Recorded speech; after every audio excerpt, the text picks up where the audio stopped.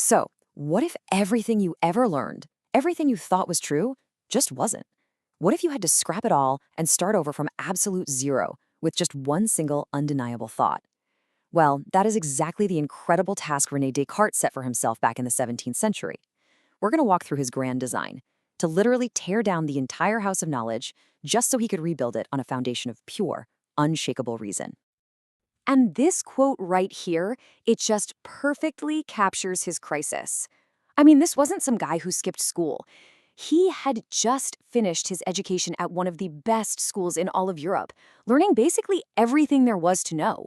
And his big takeaway? He was certain of nothing. As he puts it, all that learning just led him to discover his own ignorance at every single turn. Can you imagine how frustrating that must have been? So, what do you do then when the smartest people in the world have taught you everything they can and you just feel lost? Most of us would probably just shrug and move on, but not Descartes. For him, this wasn't just some philosophical game. It was personal. He needed solid ground to stand on. He needed a truth that absolutely could not be questioned. Okay, so let's get into the why of it all. Descartes looked around at the science of his time and realized it was all built on one thing: philosophy. And what was philosophy back then? Well, it was a total mess, a battlefield of opinions where, as he said, not a single matter is not still in dispute. So if the very foundation of all knowledge is just shifting sand, how could anything built on top of it possibly be solid? His solution was pretty radical. He literally just closed his books. He decided that real knowledge wasn't going to be found in some dusty old library. Nope, he was going to find it in two places. First, by looking inward, into his own mind. And second, by looking outward, at what he called the great book of the world. He was going to learn from traveling, from talking to people, from raw, direct experience. To explain his project, Descartes uses this really powerful metaphor. He says all his old beliefs are like a badly built house on a shaky foundation. You can't just patch it up, right? You can't just put on a new coat of paint. If you want to build something that's actually going to last, you have to tear the old thing down completely and start again from the ground up. And the sheer scale of this is just staggering. He wasn't just going to question a few ideas. He decided to get rid of every single opinion he had ever accepted.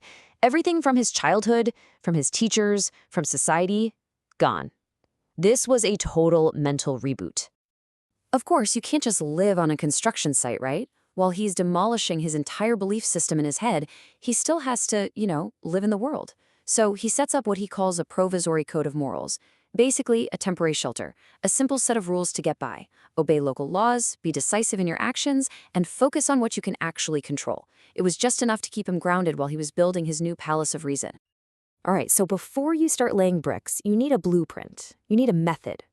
Descartes looked at the logic and math of his day and thought, there's some good stuff here, but it's also kind of clunky. So he boiled down their best parts into 4 simple, incredibly powerful rules for thinking. This was going to be his toolkit. And here they are. They are so beautifully simple. Rule 1, certainty. Don't accept anything as true unless you see it so clearly and distinctly that there is zero room for doubt.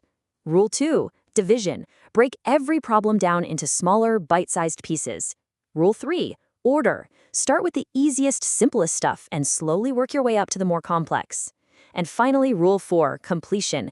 Be thorough. Double-check everything to make sure you haven't missed a single thing.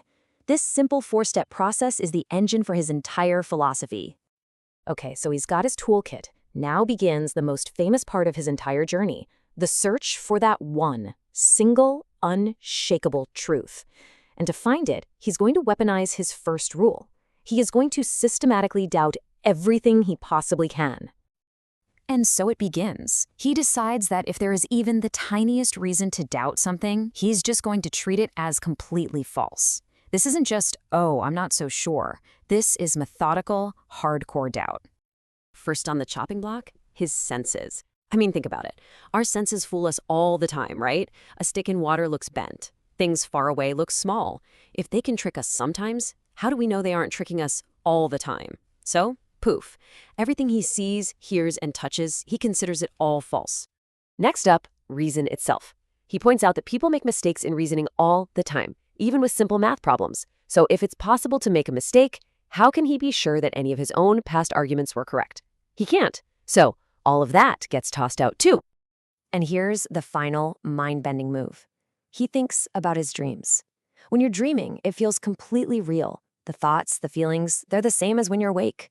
So how can you be 100% sure that you're not in a dream right now? You can't. And with that, the entire world of experience might just be an illusion. So we have hit rock bottom. Our senses are liars, our reason is fallible, and reality itself might just be a dream. Is there anything left? Is there a single thing in the universe that can survive this onslaught of doubt? And then, out of all that destruction, he finds it. He realizes that even if he's doubting, even if he's being deceived, there has to be an I who is doing the doubting. The very act of thinking proves his own existence. I think, therefore I am. This is it. This is the bedrock. This famous phrase, the cogito, becomes his first principle. It's the one truth that is so certain, so clear, that no amount of doubt could ever shake it. He has finally found his solid foundation to stand on. And from this one single point of certainty, he immediately makes a huge leap. He figures, okay, I can doubt that I have a body, right? My body could be part of the dream, but he cannot doubt that he exists as a thinking thing, as a mind. So he concludes that the I, the mind, must be completely separate from the body. That's his famous mind-body dualism, and it all springs from that one initial thought. So he's laid the foundation. He knows with absolute certainty that he exists as a thinking mind. But so what? Was this all just a navel-gazing exercise? Not even close. Descartes had a really practical and honestly a revolutionary goal for all of this. Now, the full argument gets pretty complex, but the gist is this. He uses the fact that he has an idea of perfection in his mind to argue that a perfect being, God, must exist. And since a perfect God wouldn't be a great deceiver, he can finally start to trust that the outside world he perceives so clearly is actually real. So in just a few logical steps, he goes from that one single point of light, I think, to rebuilding a bridge back to trusting his reason and the entire physical universe. And this right here, this is the whole point. This was the reason he did all of this. He wasn't just trying to find some inner peace. He wanted to change the world. He wanted to replace the old argumentative philosophy with a new, practical science. A science that could help us understand how nature really works, so we could become, in his famous words, the lords and possessors of nature. This was a vision for engineering, for technology, and above all, for medicine. He truly believed this new way of thinking could lead to amazing inventions, and most importantly, to preserving our health. So that's the journey. It starts with this radical, all-consuming doubt and ends with this grand vision for mastering the natural world to make our lives better. It's an amazing story about the search for certainty, and it kind of leaves us with a question to chew on. If you had to do it, if you had to sweep away every single thing you take for granted, what would be the one single, unshakable truth you would start with? What would be your I think, therefore I am?